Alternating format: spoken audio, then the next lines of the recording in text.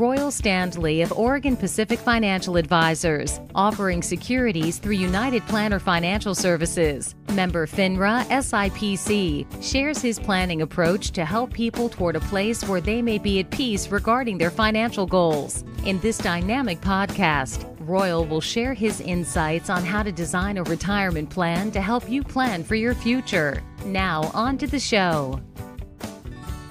Hello and welcome to Life by Design with Royal Standley from Oregon Pacific Financial Advisors.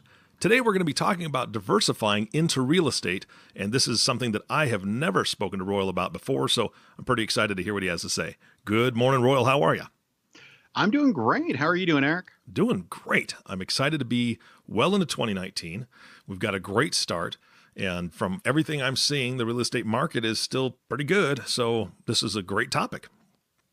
I think so, and it's one that's really pretty timeless. I think you look back over, the years of people building wealth. Real estate really is one of the best ways of building wealth for Americans. Mm-hmm. Home ownership is such a giant indicator of having a net worth above $1 million. It's such a way of not only with your own personal residence, having that stability there, but diversifying into other forms of real estate, really allowing people to grow their net worth, grow their assets. And it's one of the most exciting topics I talk about with my clients. The fun part is being able to sit down as a financial planner and help them walk through whether or not they should invest in real estate, what are the best strategies for doing that, and giving them hopefully a little bit of guidance to go talk to a mortgage broker or a real estate agent to begin that process of diversifying into rentals. So when you actually ask them that question, you kind of discuss that with them, what is your feeling as far as their response? Are they nervous about the topic? Are they saying, I don't know, I've heard really bad things, or I've heard great things, and they're excited to go do it? What's their reaction generally? All over the map. Yeah, I talk to people who, and just ask the questions, have you ever thought about owning rentals? And some people are gung-ho and say, absolutely, it's part of the plan I want to have for my family, for generations to come. And other people are saying, I've tried that once, or my parents tried it and it didn't work out, and I have no desire for that. I don't want to be tied to something. So kind of regardless of where someone's at, I want to meet them there and just give them guidance. If somebody says, I don't want to do rentals, it sounds like a nightmare, we just take that right off the table. I don't think there's a need for people to go down that route, because there's definitely some downsides when you get into owning rentals that a lot of people don't even consider. Yeah. Royal, I have a rental property. I have one. I had planned to have between 7 and 10. Long-term goal was to be able to, get everything paid off and use some of the property possibly to fund my children's college and all these ideas. And after the one, we had great renters at front, and then we had some really bad ones that my wife was so stressed out because of what they had done to the house and what they had done to us that she was done. She's like, no more. So I have one, and that was about it.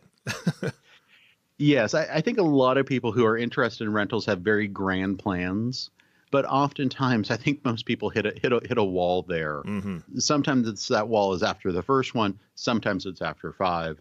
Only occasionally do I see people with more than 7 or 8 rentals. Yeah, because there is a certain point where it becomes a whole lot of work. Yep, absolutely.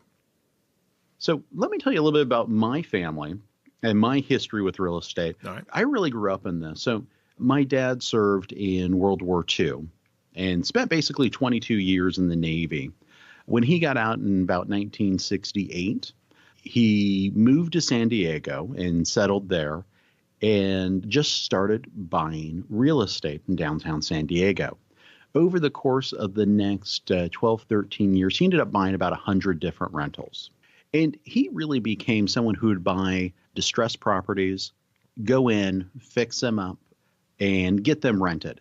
His objective was to have this real estate, to get renters in there, collect those rents, and then eventually down the road, he began to sell those properties. But really, that was his passion. He'd work all day for the city of San Diego in the maintenance department. And then in the evenings, him and his best friend, Cal, would get together at whatever new property they were working on and, get to work doing those renovations. So it was a whole family affair, really. Yeah. The interesting thing is I remember asking my dad years later, and I was like, why were you and Cal friends? And he looks at me and goes, oh, well, that's because Cal did great electrical work. That's a good friend to have. And I was amazed by his answer. Yeah. That's funny. That's great. Yeah. So I grew up in this, understanding the value of real estate, both from the standpoint of having it as a rental, but also what you can do if it gets to the point of, hey, let's sell this property, and then selling it on a note, which is another great way, I think, of being able to monetize that real estate investment that you had. Royal, you said selling it on a note. What does that mean? So basically, when you have a piece of property that's paid off, you as the owner can basically act as the bank. You might accept a 20, 30% down payment, but then you're actually carrying the paper just like a bank would when they give you a mortgage. Gotcha. For that new purchaser. So my family actually still carries one of these notes that my dad sold years ago. He's actually refinanced it a few times. It's tied to property there in San Diego. And, just like a bank, you get to collect those principal payments as well as the interest payment on that. So depending on the interest rate environment, it can be a very nice long-term investment for you. Yeah, absolutely. So I'm assuming it's similar to rent to own, but not the same. It's more like just a traditional real estate transaction, except there's no bank involved. There's no bank that owns that mortgage.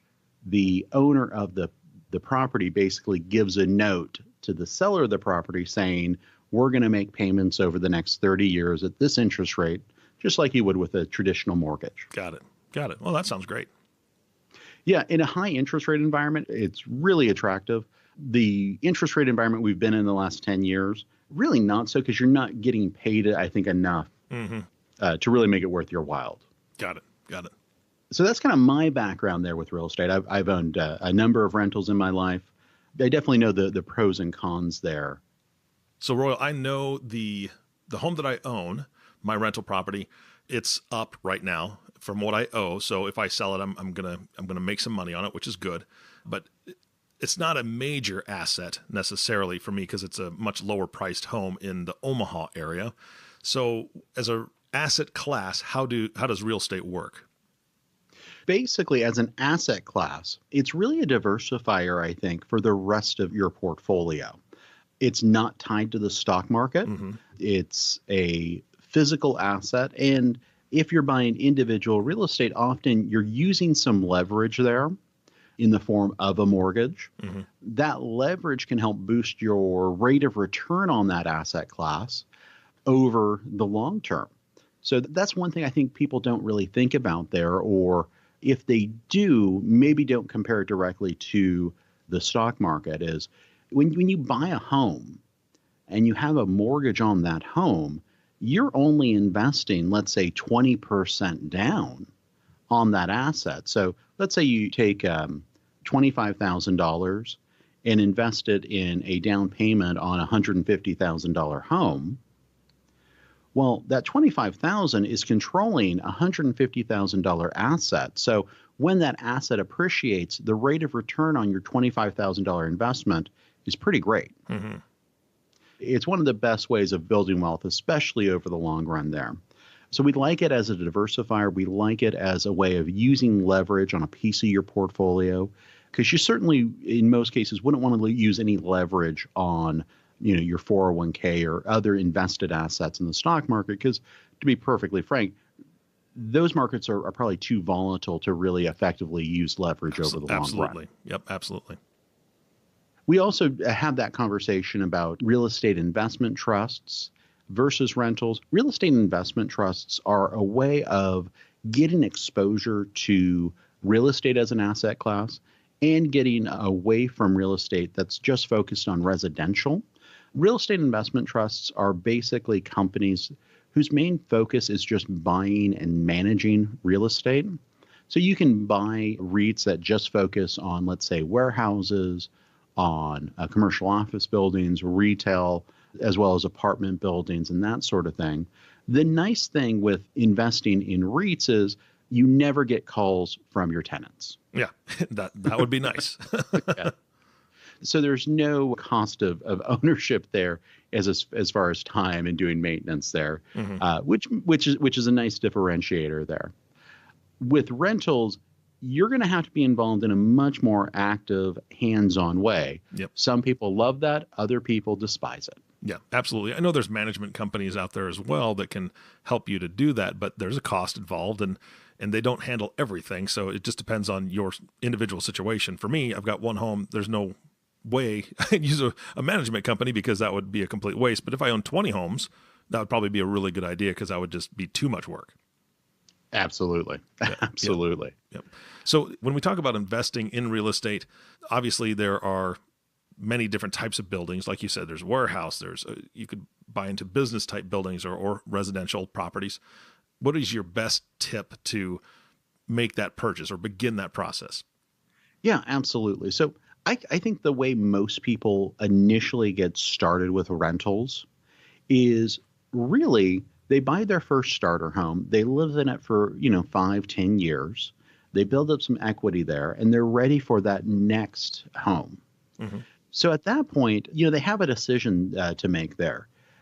They can sell their starter home and use all of that equity in their next upgraded home, or they can keep that starter home and convert it into a rental. You can pull some of the equity out of that rental to use for the down payment for the upgraded home. But I think that's probably one of the easiest ways of beginning that process of getting started with a rental. So you buy your first home, you stay in it a few years, and then after 5-10 years, you basically make that move to a bigger, nicer home, but keep that original starter as your first rental. I see that quite often with people who just keep that starter home and begin the landlord process right there. Gotcha. Yeah, that sounds like a pretty good plan. The other way, and often I talk to this about young people who are looking at buying a home, is I really recommend take a look at making your first home a duplex. Oh, yeah. That's a great idea. Or looking for something with a mother-in-law unit or an apartment or maybe 2 houses on one lot. I think that's a fantastic way of getting into a property and becoming a landlord really right away. And that's really one of the best ways I see people beginning the process of kind of diversifying into real estate. The real question is are you okay living next to your tenants?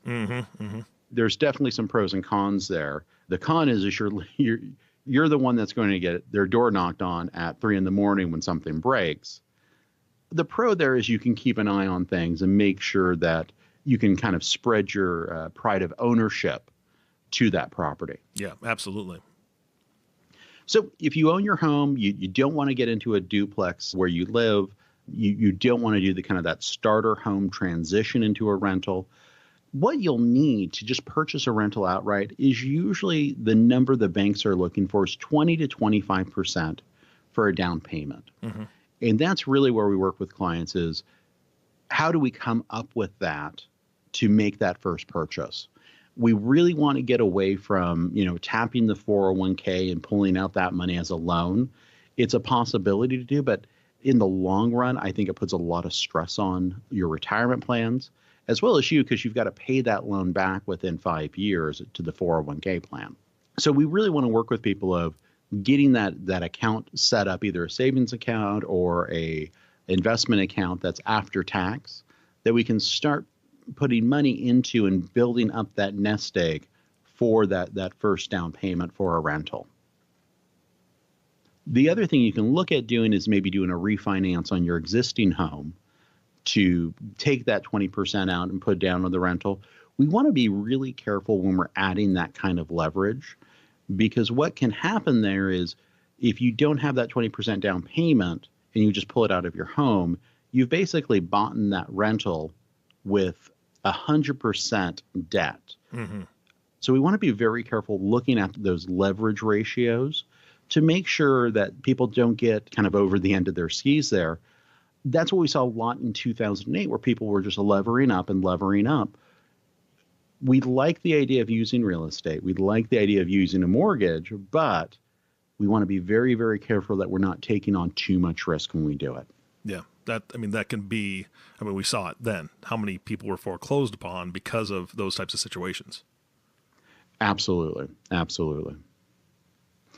The other thing I would say is if you own a business, there's definitely some opportunities there of looking at buying either the office building or the facility that you need for the business. There's always great incentives there as a business owner to do that and to purchase that property and not pay rent to someone else.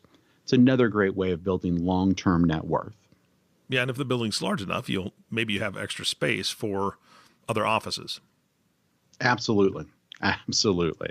Definitely just a few ways for people to look at getting into real estate as an investment outside of their own personal residence. Mm-hmm. Royal, like I said earlier, my grandiose plans for my rental kingdom was about 10 properties. Didn't come to fruition. And honestly, this home, I bought it back in 2001 or 2002. It has not been a huge source of income for me. For many different reasons, but repairs and other things and getting renters in there and having damage and all those other things, it hasn't been a great source of income. What are your thoughts on income from rental properties in general? This is a great topic. Income from rentals, I think, is wonderful, but it takes a while to get to that income, especially as you start with the purchase of a piece of property, of a rental, is if you're going to have a mortgage on it, unless you're buying it outright and have, large bags of cash sitting around you to be able to do that, most people are going to buy it on a mortgage. And so what we see quite often is between taxes, insurance, improvements, mortgage payments, that most of the income that comes from a rental is just going to go right back into that piece of property. Mm-hmm. Sometimes we'll see some numbers where you can pull out some money there, but ultimately, when you look at the passive income that's produced by real estate, it has to be a long-term plan for most people. Now, if you buy a piece of property and get the perfect deal and do a lot of work yourself, sometimes you can really up those numbers. But for most people, they're seeing a small bit of income from their rental property to begin with. Now, over time, as rents are able to be increased and your mortgage payments stay steady over that 15 or 30-year mortgage, you can start to see more income coming out of those properties. But for the most part, I'm going to say your income is going to be relatively minor for probably the first 10 years that you own the rental. Now, in the long run, it will really begin to pay off. Just as the property appreciates, you can increase the rents that you're charging. But initially there, most rentals are going to be a break-even proposition for most people getting into them. And that's okay. Investing is about doing it over the long term. We can talk maybe at a later date about the whole idea of flipping houses and all the risks that come with that. Yeah. Yep. That's a much different type of investing than owning rentals is. Got it. Yeah, I've met with a few millennial clients looking to, retire before the age of 40 or 45 or 50. And, good for them. That's an awesome goal to have.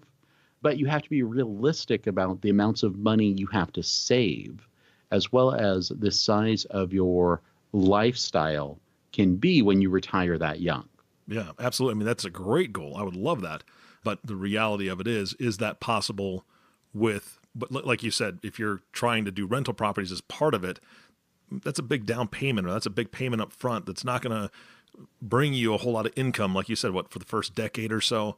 Those are things you really have to be able to look at. And how are you going to make sure everything is done correctly during that decade in your savings and your 401ks and your other investments, along with these rentals to make a complete package. That's a long shot, in my opinion, for retiring at 45, but not going to poo-poo their idea. Right. I would love that idea. It's definitely possible for the right people. And, I love working with those people, but sometimes I have to just kind of provide a little bit a dose of reality there of how long it takes for these to become really cash flow positive. Yep. and it does take a little while. Got it. Royal, I love the story you told earlier about your dad and his buddy. Is it Cal? That's right. His friend Cal, yeah, the electrician. I've got a buddy of mine, Stu, who is a great electrician, and he helps me because I've got an issue with my house right now. I'm redoing the kitchen, and I've had to redo some other rooms because of some damage that happened. And when we pulled the carpet up that was really heavily damaged, the original hardwood floors are there, and this house was built in 1903. I love woodwork. I am so excited to do this. It's a ton of work, but what I'm not excited to do is that electrical. So Stu's going to help me with that, update some of those things in the kitchen. And I know that you've had rental properties. It's blood, sweat, and tears a lot of times. And I'm spending, unfortunately, a lot of my weekends right now going over to the other house. That's, like you said, live in a duplex and you're right next door, which is great. But I don't. So I have to go down to the other house, and I spend quite a bit of time there doing these repairs and putting this kitchen back together and these other rooms together. What's your experience with the rental properties you've had? So I have a much different experience because I do not have that handyman gene that my father had. Gotcha. Okay. So I really have to call people whenever there's an issue with a rental or a piece of property that I own. It makes it very tough. And what's interesting is a lot of the property that I've owned, I have not lived in that same time zone or area code for those pieces of property. So oftentimes we had to do a lot of things by phone. It's an additional cost, and it's definitely something to consider and be realistic, I think, when you buy a rental of saying, how much time, energy, and expertise do I have to put into this rental property? It's okay to hire people and get the job done right and quickly, but you have to kind of factor all of those in when you look at rentals and whether or not they're right, kind of the right investment for you. And it will also help kind of determine what types of properties you'll look at when you're looking at buying rentals. So if you're someone who doesn't have that handyman gene, you probably don't want to look at a place that's a giant fixer-upper without factoring in what those costs are going to be to bring in professionals to do that fixing up. Well, and the other thing is honestly, this home has now been vacant since November 1st, basically.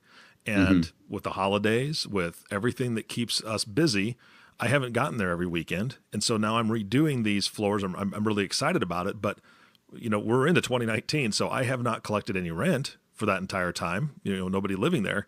So that's another thing to determine. Would it cost me more to do it myself, and it's going to take me 6 to 8 months to redo everything? Or do I pay $4,000 or $5,000 for somebody to come in and redo it in a week or 2 weeks? So that's a big difference there. So how do people determine whether or not they're suited for rental properties or that it's a good idea for them? So I think people have to determine that for themselves.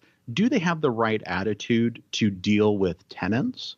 Do they have the right attitude to own a piece of property that they have pride of ownership in, and have the possibility that someone else will trash it or not treat it like they would? You have to have that thick skin there, at least to a certain level, to be able to own real estate. Yeah. Because tenants are not you. Nothing in the world is better than a good tenant, and nothing is worse than a bad tenant. Absolutely. I've had both. When you have a great tenant, owning real estate's the easiest thing in the world. When you have a bad tenant, it can become a nightmare. So you want to be really careful there and be very, very careful either with the tenants that you put in there or that the company that's doing the tenant screening really is doing their job right. Exactly. And making sure that the people in that property are taking care of it.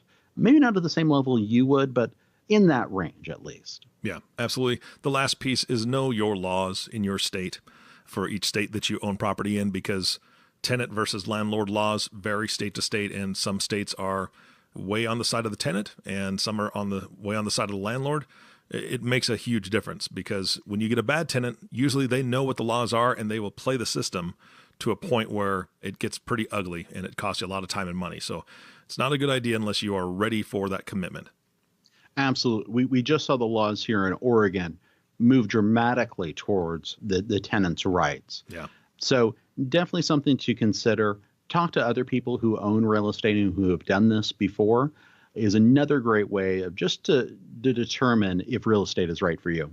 Yep, absolutely. And there's usually a landlord association in each state, probably more even in a county or city. Look those up, and they have a lot of good resources as well. Absolutely. All right. Any closing thoughts today, Royal? No, I think that's it. Right on. Thank you so much for your time. My pleasure. You have a good one. All right. And thank you for listening to the Life by Design podcast with Royal Standley.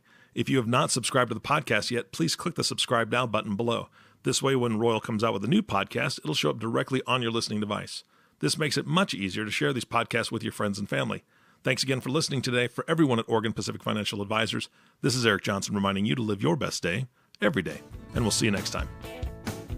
Thank you for listening to the Life by Design podcast. Click the subscribe button below to be notified when new episodes become available. The views expressed are those of the presenter and may not reflect the views of United Planner Financial Services. Material discussed is meant to provide general information and is not to be construed as specific investment, tax, or legal advice.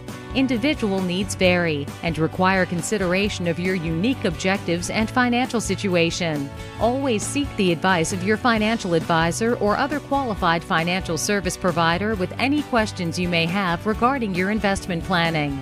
Advisory services offered through Oregon Pacific Financial Advisors, Inc. Securities offered through United Planner Financial Services of America, member FINRA and SIPC. Oregon Pacific Financial Advisors, Inc. and United Planners Financial Services are independent companies.